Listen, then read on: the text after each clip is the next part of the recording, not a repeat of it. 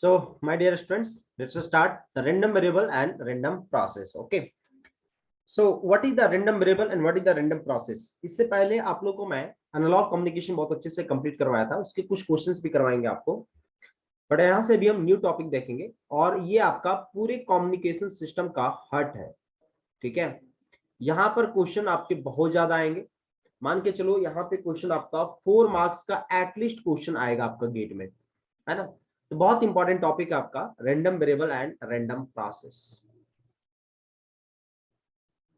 Mathematics में भी ये चैप्टर को आप देख सकते हैं, random variable and random process.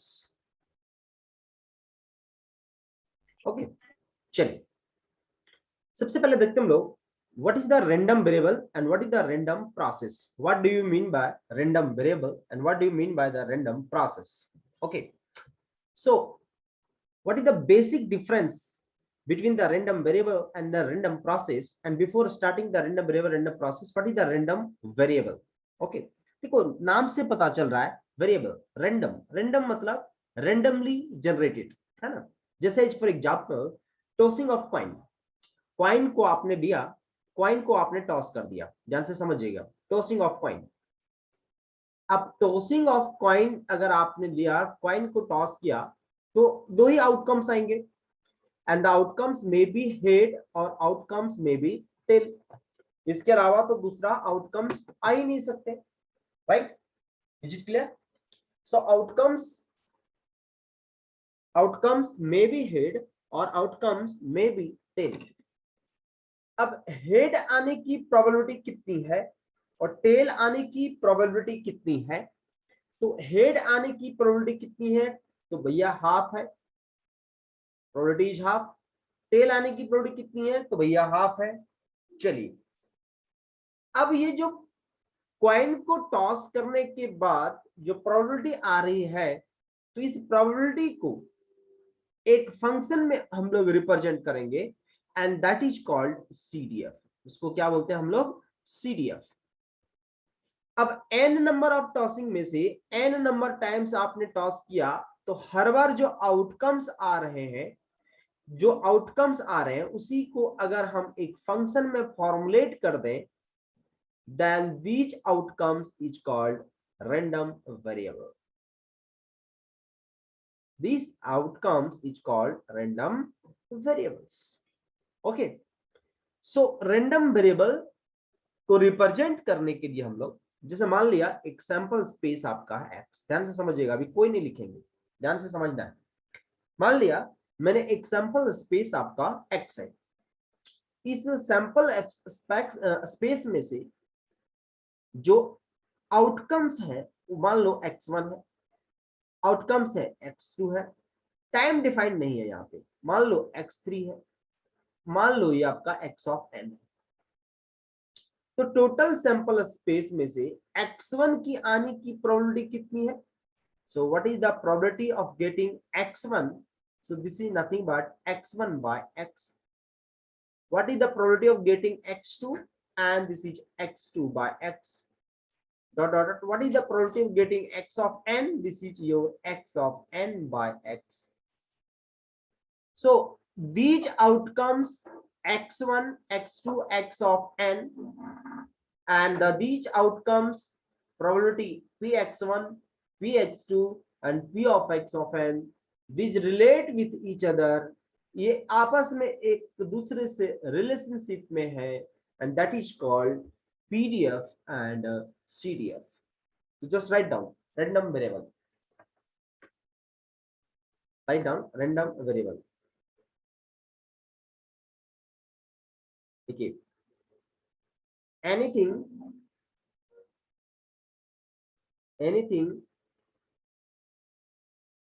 that is randomly generated, anything that is randomly generated is called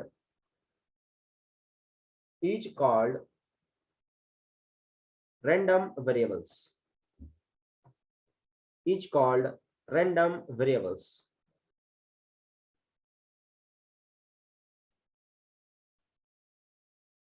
random variables. Let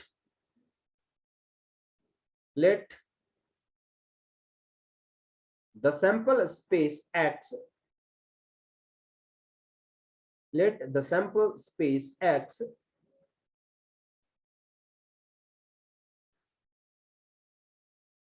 sample space X and the outcomes each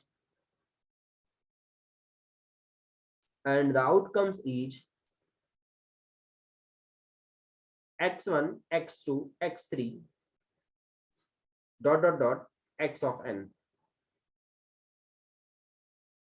x of n.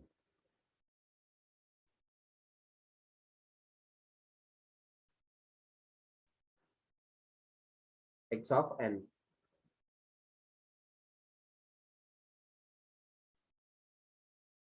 So these outcomes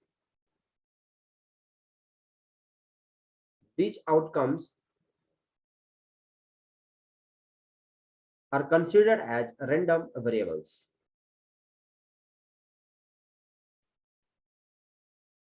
Random variables.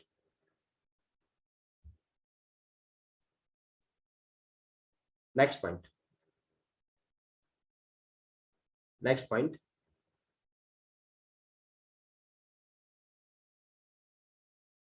When the random variable, next point लिखिए, when the random variable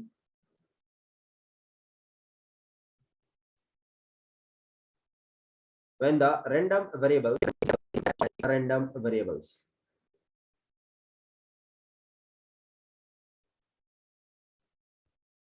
discrete random variables.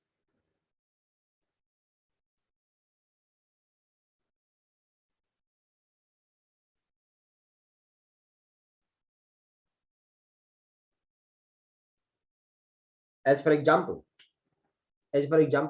tossing of two coins. Tossing of two coins. So what is the sample space? What should be the sample space? या तो head head आ सकता है, या तो head tail आ सकता है, या तो आपका टेल हेड आ सकता है, या तो टेल टेल आ सकता है, right? So these are the sample space. Got it? Is it clear? Please reply भी करते चले जाए, है ना? एकदम सबसे मजेदार टॉपिक है, एकदम मजा आएगा एकदम. So tossing of two coins discrete के फॉर्म में, that is called discrete random variable.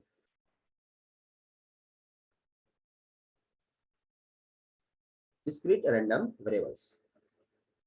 Next, if a random variable, next point, if a random variable takes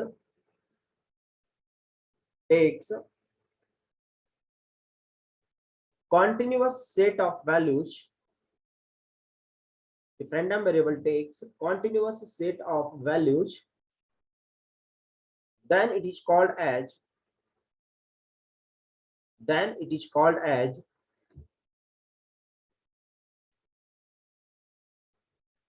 continuous random variable. Then it is called as continuous random variable.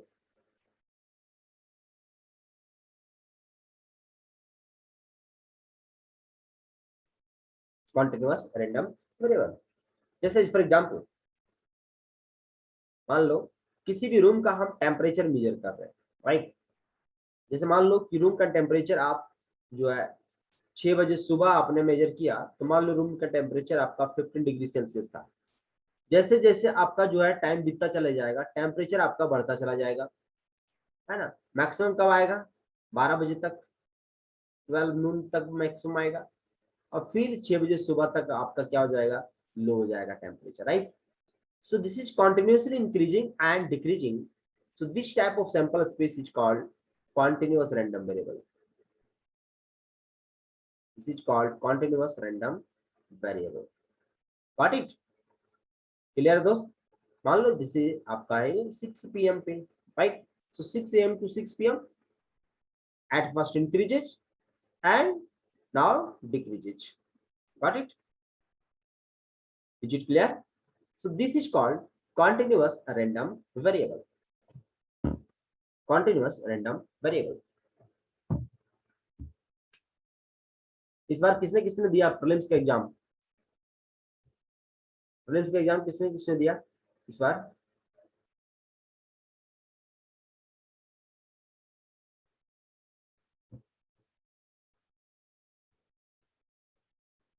Sir not in कोई बात नहीं, question जरूर बना लेंगे आप लोग, है ना? क्वेश्चन अभी से ट्राई करें बनाने के लिए, क्वेश्चन बनेंगे आपसे। इसका कट ऑफ बहुत हाई जाएगा, क्वेश्चन थोड़ा सा इजी था, ठीक है? क्वेश्चन का और सीट भी बहुत कम है, तो ऑब्वियस है कि कट ऑफ हाई जाएंगे, है ना? चलो बढ़िया, मैं फ्री हो चुका हूँ, अब मेडिकल भी मेरा कंप्लीट हो चुका है, छोटी मोटी जो प्रॉब्लम थी उसको भी सॉर्ट आउट कर लिया मैंने, प्रॉब्लम कुछ नहीं थी, बट ये है कि थोड़ा सा रिलैक्स, थोड़ा सा अब जो है न्यू फॉर्म में आ चुका हूँ, अब जो है सिर्फ आप लोग का सेवा और कुछ भी नहीं, नथिंग एल्स, है ना? तो मैं बुरी तरह फिट हूँ। 45 in GS and 18 technical, that's good, very good Vivek. GATE भी टफ आएगा? नहीं नहीं, ऐसा कुछ नहीं है दक्षा, गेट एग्जाम का जो स्टैंडर्ड है वही रहेगा, ठीक है? गेट टफ आए चाहे कुछ भी आए, लेकिन अभी जो गेट में जो पहले जैसा जो है कंपटीशन नहीं है, हम लोग के टाइम में जो कंपटीशन हुआ करते थे वो गेट में अभी कंपटीशन नहीं है, ठीक है? अभी आप देखो ना, मेरा जो उस समय 64.67 मार्क्स था तो 374 रैंक थी, अभी देखो 50-50 नंबर ला करके लोग 150 रैंक मार दे रहे हैं, ठीक है ना? तो अभी जो है सिनेरियो थोड़ा सा चेंज है, अभी थोड़ा सा जो सिंसियर होके थोड़ा सा ध्यान देगा, थोड़ा सा जो पढ़ेगा ना सिंसियर होके, उसका सिलेक्शन हर जगह होगा, बता रहे हैं। क्योंकि ये कोरोना काल में बहुत लोग पढ़ाई छोड़ चुके हैं, बहुत लोग जो है ऑनलाइन में अच्छा मजा नहीं आ रहा है तो छोड़ चुके हैं, है ना? क्योंकि ऑफलाइन क्लासेस का वाकई में कुछ मजा और अलग रहता है।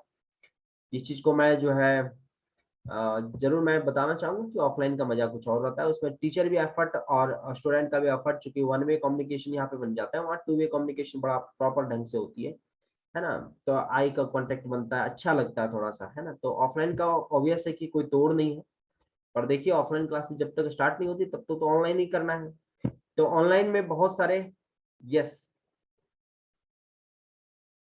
नहीं नहीं नहीं, आपको लग रहा है बहुत अच्छे से पढ़ रहे हैं कोरोना में, नहीं विधि, है ना?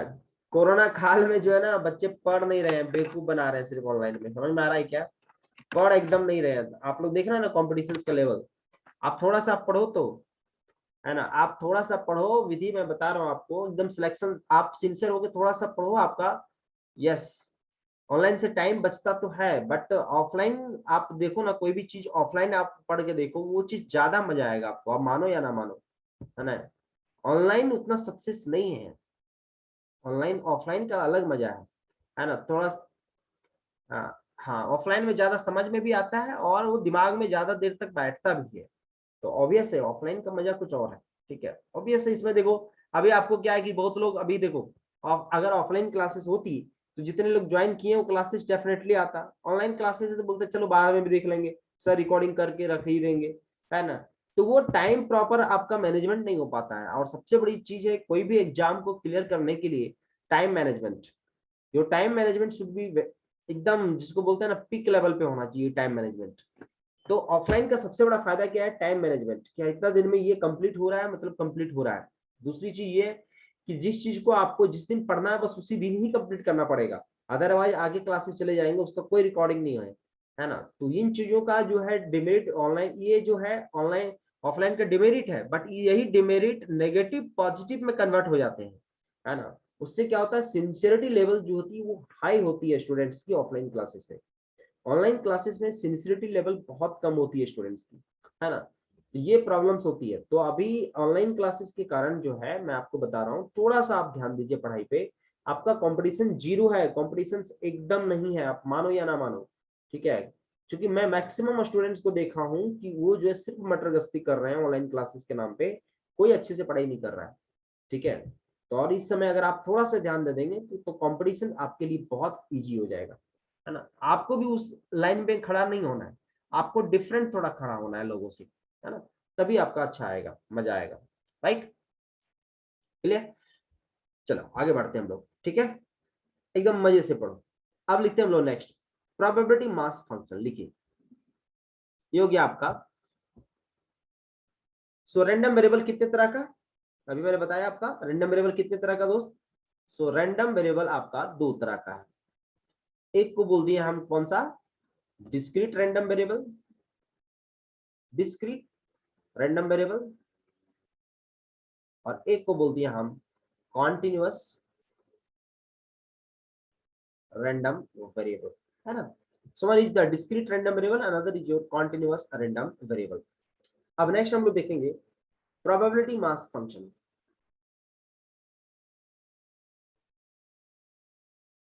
Probability mass function, probability mass function देखिए, it specify, it specify probability of a random variable, it specify the probability of a random variable which is specifying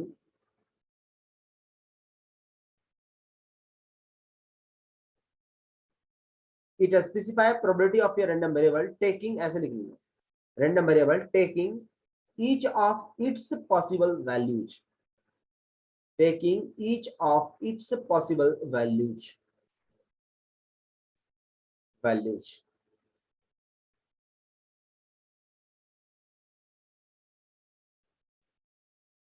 है ना। सो प्रोबेबिलिटी मास फंक्शन ही PDF है, इसको बोलते हैं discrete के case में probability mass function, और कॉन्टिन्यूअस के केस में इसी को बोल देते हैं हम PDF, probability density function, probability density function. अभी होता क्या है देखो, ध्यान से समझना कि पीडीएफ क्या है एंड सीडीएफ क्या है, अगर ये समझ लिए पूरा मजा आ जाएगा, है ना। देखो पीडीएफ नाम से पता चल रहा होगा, PDF probability density function. So what do you mean by probability density function. देखो नाम से पता चल रहा है कि प्रोबेबिलिटी पर यूनिट एरिया, इसको आप ऐसे समझ सकते हैं कि probability per unit area, this is called density. So probability per unit area, this is represent as probability density function. इसको हम लिखेंगे कैसे, ध्यान से समझिए। जैसे इस फॉर एग्जांपल मान लो ये आपका सैंपल स्पेस है, this is your sample space x, this is your sample space. आप लोग पढ़े होंगे set and subset. So sample space मान लिया मैंने टोटल एक्स है, ठीक है। अब इस टोटल सैंपल स्पेस में से x1 की आने की प्रोबेबिलिटी क्या है, तो प्रोबेबिलिटी है। बट मान लो जैसे आपने टॉस किया, या आपने मान लो किसी सिस्टम को मेजर कर रहे हैं या किसी भी सिस्टम की आउटकम्स को निकाल रहे हैं। So let us say system whose sample space is x and outcomes are x1, x2, x3 dot dot dot x of n. So the graph of outcomes, so the graph of outcomes formulated is known as PDF। जो graph है outcomes के जो graph आ रहे हैं, इस graph को ही हम लोग बोलेंगे पीडीएफ। क्या बोलेंगे इसको हम, PDF, right. That is called probability density function, है ना, पीडीएफ। इसको रिप्रेजेंट करते हैं हम लोग f of x into x, where x क्या है, सैंपल स्पेस है, और ये एक्स क्या है, आउटकम्स है, राइट। तो ये जो ग्राफ है उसी को बोलेंगे हम पीडीएफ। तो अगर कॉन्टिन्यूअस रैंडम वेरिएबल है तो इसको बोलते हैं हम पीडीएफ। कॉन्टिन्यूअस रैंडम वेरिएबल के लिए क्या बोलते हैं इसको हम, पीडीएफ। और इसी को हम पी एक्स ऑफ एक्स लिख सकते हैं, इसको बोलते हैं प्रोबेबिलिटी मास फंक्शन किसके लिए, या इसी को बोल सकते हो तुम पीडीएफ भी, किसके लिए, for discrete random variable, discrete random variable. अब मुद्दा ये आता है कि sir probability mass function,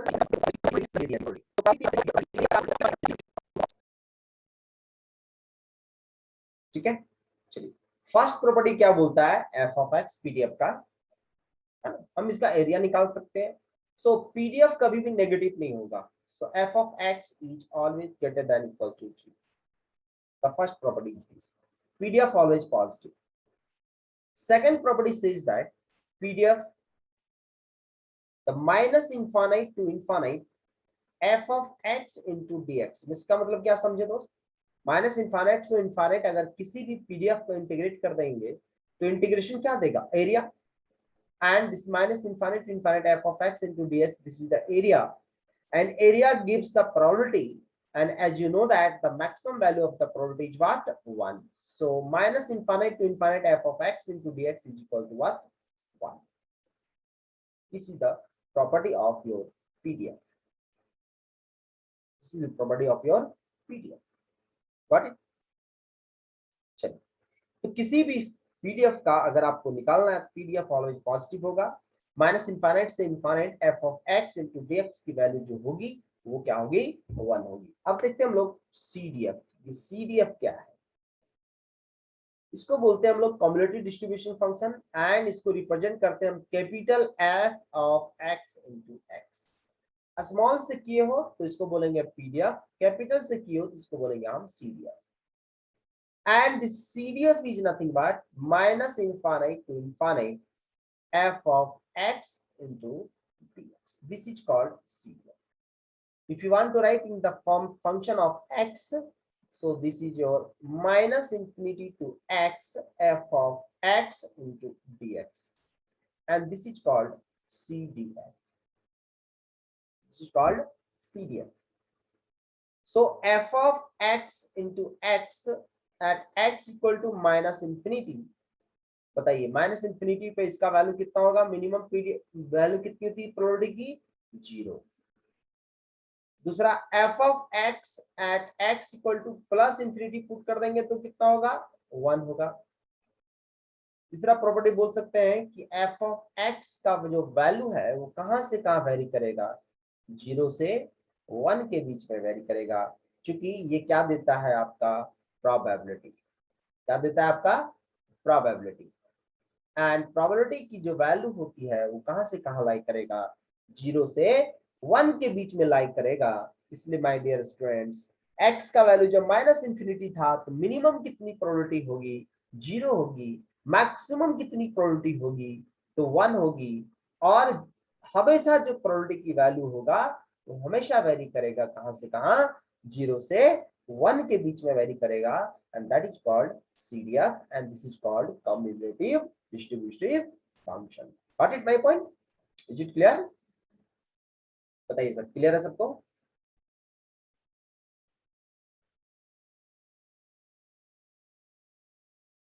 That is called cumulative distributive function.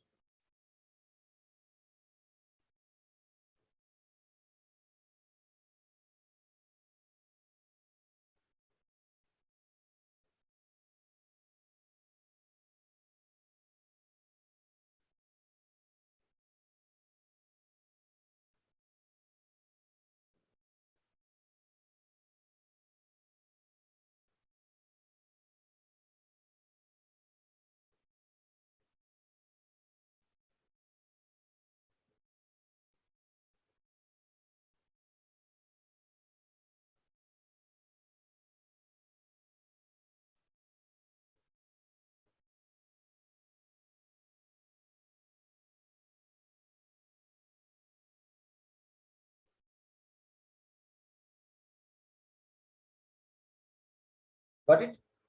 No problem? Done? That's good. चलिए, अब इसी चीज को हम कैसे लिखेंगे, लिखिए if integration replaced with summation, if integration replaced with summation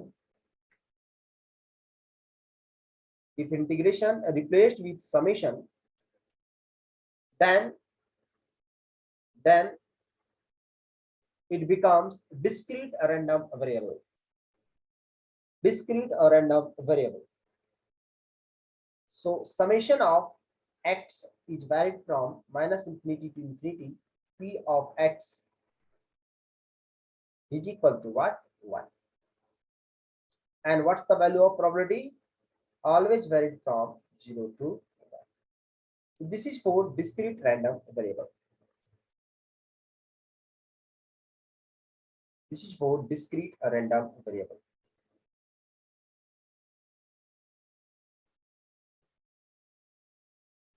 So f of x can be also write p probability of finding of x less than x, or you can write here this is minus infinity to x f of x into dx. This is called CDF and PDF.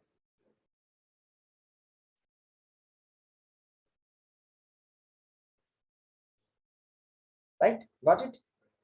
1/2, this is 1/4. ये दिया हुआ आपको PDF and CDF के form में दिया हुआ है. ये डिस्क्रीट के फॉर्म में. कैसा रैंडम वेरिएबल है ये आपका? डिस्क्रीट का रैंडम वेरिएबल है. ठीक है. अब इसको मुझे प्लॉट करना है. जब प्लॉट करेंगे आप इसको तो देखिए तो 0 1 2 मतलब 0 पर इसकी प्रोबेबिलिटी कितनी 1/4 है, 1 पे कितना है 1/2 है, 2 पे कितना है 1/4 है. तो अगर इसे मुझे प्लॉट करना है, CDF मुझे निकालना है, तो CDF कैसे होगा? ड्रॉ देखिए CDF f of x. चलिए जब x की वैल्यू 0 थी, x की वैल्यू 0 थी तो प्रोबेबिलिटी कितनी है 1/4 है सर. तो प्रोबेबिलिटी कितनी है 1/4 है. इस प्रोबेबिलिटी इज 1/4. ये 1/4 ही रहेगी. कब तक रहेगी? जब तक 1 ना आ जाए. जब तक 1 ना आ जाए. जैसे x की वैल्यू 1 हुई 1/4, यहां पर आपका ऐड हो गया. प्रोबेबिलिटी कितनी? कम्युलेटिव है, मतलब ऐड हो रहा है. तो पहले प्रोबेबिलिटी कितनी थी 1/4, अब ऐड हो गई कितनी 1/2. तो 1/2 जैसे ऐड होगा तो 1 पे कितना हो जाएगा प्रोबेबिलिटी? 1 पे कितना हो जाएगा सर? 3/4 हो जाएगा. ठीक है. ये 3/4 रहेगी प्रोबेबिलिटी. कब तक रहेगी प्रोबेबिलिटी 3/4? ये 2 तक, x इक्वल टू 2 तक. और जैसे x इक्वल टू 2 हुआ, 2 पे फिर 1/4 का एडिशन होगा और मैक्सिमम प्रोबेबिलिटी कितना कर देगा? 1 कर देगा. और ये मैक्सिमम प्रोबेबिलिटी कितनी हो गई? 1 हो गई. अब क्वेश्चन में आपसे पूछा जाए कि सर डिफरेंट टाइप पे प्रोबेबिलिटी कितनी है. ये हो गया CDF की ग्राफ. इसी द ग्राफ ऑफ CDF. इसकी ग्राफ हो गई सर, ये CDF की ग्राफ हो गई कम्युलेटिव का ऐड करके. अब आपसे पूछ दिया जाए कि x इक्वल टू 1.5 पे प्रोबेबिलिटी कितनी होगी. तो बताइए x इक्वल टू 1.5 पे प्रोबेबिलिटी कितनी है? कितनी प्रोबेबिलिटी है 1.5 पे? प्रोबेबिलिटी कितनी है? 3/4 है. 3/4 है. लेकिन आपसे पूछ दिया जाए कि x इक्वल टू 1 पे प्रोबेबिलिटी कितनी होगी.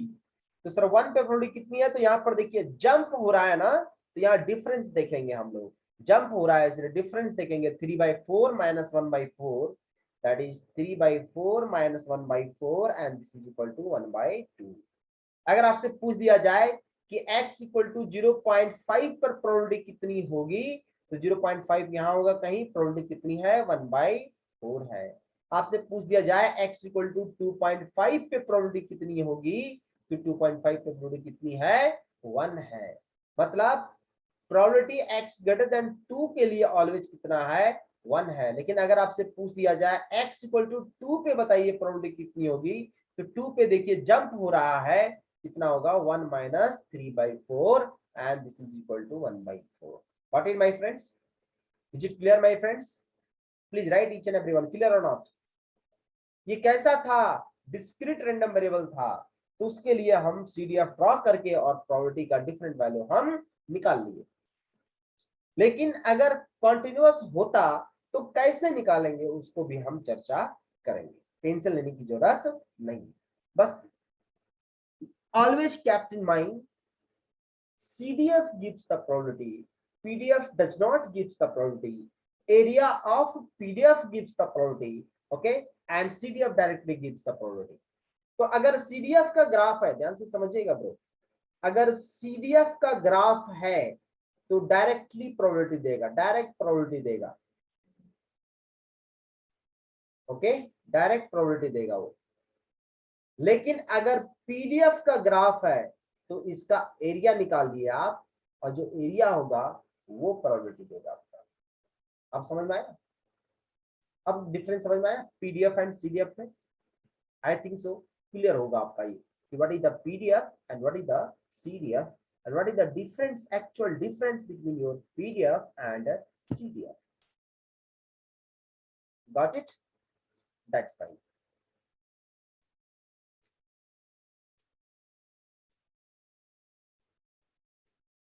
So that's the difference between PDF and your CDF. And PDF, probability density function, CDF, cumulative distributive functions.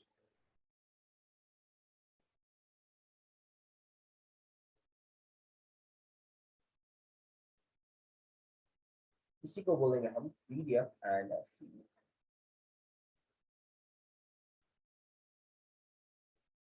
चलिए, ठीक है,